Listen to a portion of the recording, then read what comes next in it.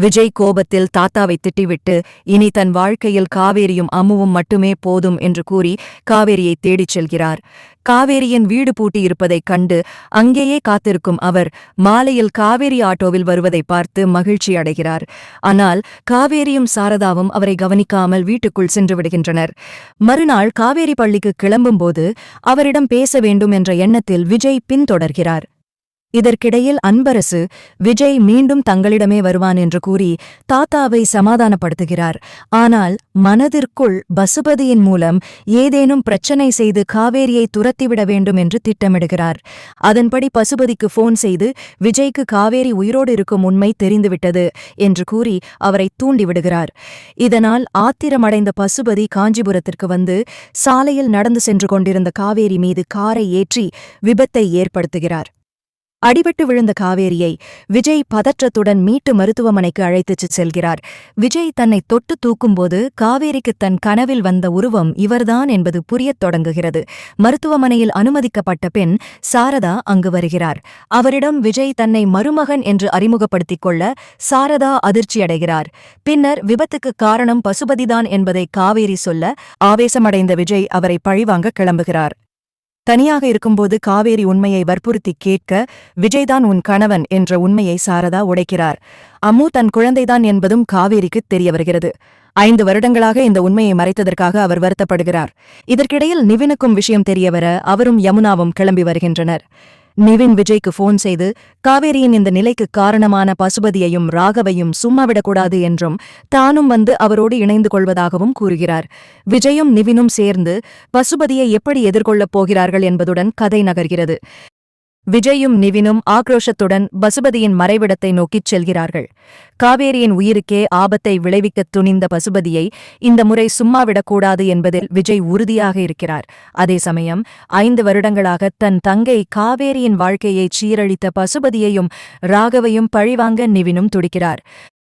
பசுபதியின் வீட்டிற்குள் புயலென புகுந்த விஜயைக் கண்டு அவர் அதிர்ச்சியடைகிறார். என் பொண்டாட்டியைக் கொல்லப் பார்த்தியா என்று கத்திக்கொண்டே விஜய் பசுபதியை தாக்கத் தொடங்குகிறார். நிவினும் அங்கிருந்த ராகவை பிடித்து உன் அம்மாவையும் உன்னையும் நம்பிதானே காவேரியை தாரை வார்த்துக் கொடுத்தோம், அவளைச் சாகடிக்க பார்த்த உன்னை விடமாட்டேன் என்று எச்சரிக்கிறார். விஜய் ஆவேசமாக பேசுவதைக் கேட்டு பயந்த பசுபதி நான் ஒன்னும் தெரியாம பண்ணல, நீயும் அவளும் ஒன்னா சேர்ந்தா என் குடும்பம் என்னாகிறது என்று திமிராக பேசுகிறார். இதைக் கேட்ட விஜய் இனி உன் ஆட்டம் செல்லாது, 5 வருஷமா உன் பொய் பேச்ச நம்பி என் குடும்பத்தை பிரிஞ்சு தவிச்சது போதும், இனி நீ இருக்க வேண்டிய இடம் ஜெயில்தான் என்று கூறி போலீஸை வரவழைக்கிறார். சாட்சியங்களுடன் பசுபதியும் ராகவும் கைது செய்யப்படுகிறார்கள். மருத்துவமனையில் காவேரி தன் கடந்த கால நினைவுகளை முழுமையாக மீட்டெடுக்க முடியாவிட்டாலும் அம்முவும் விஜயும் தான் தன் உலகம் என்பதை புரிந்து கொள்கிறார். சாரதாவிடம் அம்முவை உடனே பார்க்கணுமா என்று ஆசையுடன் கேட்கிறார். விஜய் வெற்றிகரமாக திரும்பி வந்து காவேரியின் கைகளை பிடித்துக்கொண்டு இனி யாராலும் நம்மளை பிரிக்க முடியாது காவேரி என்று உருக்கமாக கூறுகிறார். அம்முவை அங்கு அழைத்து வந்ததும் தன் மகளை முதலாக தாயாக உணர்ந்து கட்டிப்பிடித்து அழுகிறார் காவேரி. இத்தனை காலப்பிரிவுக்குப் பிறகு அந்த குடும்பம் மீண்டும் ஒன்றாக இணைகிறது. விஜய் மற்றும் நிவின் இருவரும் பசுபதியினிடத்திற்குச் சென்று அவரை சட்டத்தின் முன் நிறுத்த முடிவு செய்கிறார்கள். ஆத்திரத்தில் இருந்த விஜய் பசுபதியை நேருக்கு நேர் சந்தித்து என் காவேரியையும் என் குழந்தையையும் பிரிக்க நினைச்ச உன்னை சும்மா விட மாட்டேன் என்று எச்சரிக்கிறார்.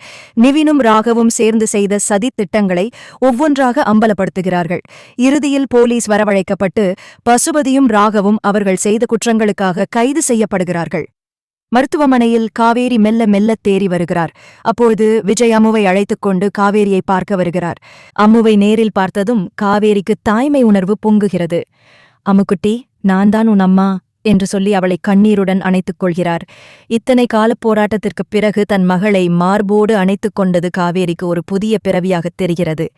விஜய் காவேரியின் கைகளை பிடித்துக்கொண்டு இனி யாராலும் நம்மை பிரிக்க முடியாது காவேரி, இத்தனை வருஷம் இழந்த சந்தோஷத்தையெல்லாம் நான் உனக்கு திருப்பிக் கொடுப்பேன் என்று உருக்கமாக வாக்குறுதி அளிக்கிறார். சாரதாவும் நீவினும் இந்த நெகிழ்ச்சியான காட்சியைக் கண்டு ஆனந்த கண்ணீர் வடிகிறார்கள். தாத்தா மற்றும் பாட்டிக்கும் உண்மை தெரிய வருகிறது. தாத்தா தன் தவறை உணர்ந்து விஜயையும் காவேரியையும் மீண்டும் வீட்டிற்கு அழைக்கத் துடிக்கிறார். ஆனால் விஜய் இனி என் முடிவு காவேரியை பொறுத்ததுதான் என்று உறுதியாக கூறுகிறார். காவேரி தன் கடந்த கால கசப்புகளை மறந்து ஒரு பெரிய குடும்பமாக அனைவரும் ஒன்று சேர்ந்து வாழ வேண்டும் என்று ஆசைப்படுகிறார். இறுதியில் அனைத்து சூழ்ச்சிகளையும் கடந்து விஜய், காவேரி மற்றும் அம்மு மூவரும் ஒரு புதிய சந்தோஷமான வாழ்க்கையை தொடங்குகிறார்கள். விஜய் மற்றும் நிவின் இருவரும் பசுபதியின் இடத்திற்கு ஆவேசமாகச் செல்கின்றனர். அங்கே இருந்த பசுபதியையும் ராகவையும் பார்த்து விஜய் கர்ஜிக்கிறார். 5 வருஷமா என் பொண்டாட்டியும் பிள்ளையும் இல்லாம நான் பட்ட கஷ்டத்துக்கு இன்னைக்கு நீங்க பதில் சொல்லியே ஆகணும் என்று கூறி பசுபதியை சட்டையை பிடித்து உலுக்குகிறார். நிவினும் ராகவை நோக்கி என் தங்கை வாழ்க்கையைச் சீரழிக்கப் பார்த்த உன்னை விடமாட்டேன் என்று எச்சரிக்கிறார். விஜய் அங்கேயே போலீசாரை வரவழைக்கிறார். விபத்து ஏற்படுத்தியதற்கான ஆதாரங்களையும் கடந்த 5 வருடங்களாக அவர்கள் செய்த சூழ்ச்சிகளையும் ஆதாரங்களுடன் சமர்ப்பிக்கிறார். வேறு வழியின்றி பசுபதியும் ராகவும் காவல்துறையினரால் கைது செய்யப்படுகின்றனர். அவர்கள் இருவரையும் காவல்துறை வாகனத்தில் ஏற்றிய பிறகுதான் விஜயின் மனம் சற்று அமைதியடைகிறது. மருத்துவமனையில் காவேரி மெல்ல மெல்ல தேறி வருகிறார். அப்போது விஜய் அம்முவை அழைத்துக்கொண்டு காவேரியின் அறைக்குள் நுழைகிறார். அம்முவை நேரில் பார்த்ததும் காவேரிக்கு தாய்மை உணர்வு பொங்குகிறது. அம்முக்குட்டி, இங்க வாடா என்று அழைத்து அவளை கண்ணீருடன் அணைத்துக் கொள்கிறார்.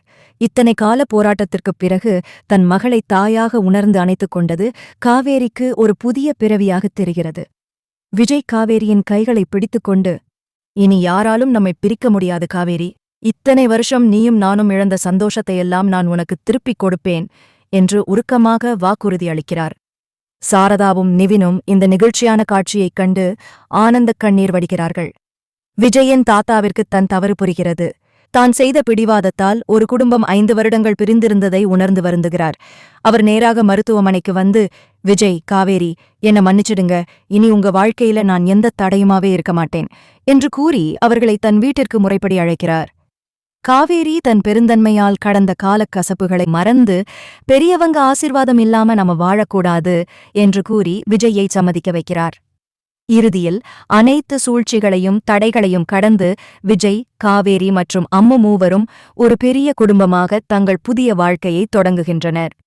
விஜயும் நிவினும் பசுபதியை துரத்தி பிடித்து போலீசில் ஒப்படைக்கின்றனர். இனி உன் ஆட்டம் செல்லாது என்று எச்சரித்த விஜய் நேராக மருத்துவமனைக்கு திரும்புகிறார். அங்கு காவேரி டிஸ்சார்ஜ் ஆகி வீட்டுக்கு கிளம்ப தயாராக இருக்கிறார். ஆனால் விஜய் அவர்களை தன் வீட்டிற்குத்தான் கூட்டிச் செல்வேன் என்பதில் உறுதியாக இருக்கிறார். விஜய், காவேரி மற்றும் குட்டி அம்மு மூவரும் முதன்முறையாக ஒன்றாக தாத்தா வீட்டிற்குள் நுழைகிறார்கள். வாசலிலேயே தட்டில் ஆரத்தி எடுத்து அவர்களை வரவேற்கிறார்கள். தாத்தா கண்ணீருடன் காவேரியிடம், என்னை மன்னிச்சிருமா, என் பிடிவாதத்தால ஒரு குடும்பத்தை பிரிச்சுட்டேன் என்று கூறி வருந்துகிறார்.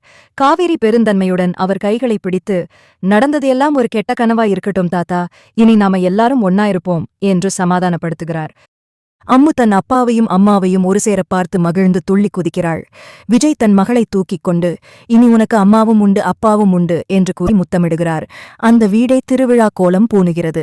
அன்பரசு தன் சதித்திட்டம் தோற்றதை எண்ணி மூலையில் ஒதுங்கி நிற்க விஜய் அவரை பார்த்து, இனிமேலாவது திருந்துங்க மாமா, இல்லனா விளைவு வேற மாதிரி இருக்கும் என்று எச்சரிக்கிறார். காவேரிக்கு மெல்ல மெல்ல பழைய நினைவுகள் முழுமையாக திரும்ப ஆரம்பிக்கின்றன. விஜயுடன் தான் வாழ்ந்த அந்த அழகான நாட்களை நினைவு கூர்ந்து நெகிழ்கிறார். சாரதா அம்மாவும் தன் மகள் மீண்டும் தன் கணவனுடன் இணைந்ததைக் கண்டு நிம்மதியடைகிறார். நிவினும் யமுனாவும் அவர்களுக்கு வாழ்த்துச் சொல்லி விடைபெறுகிறார்கள்.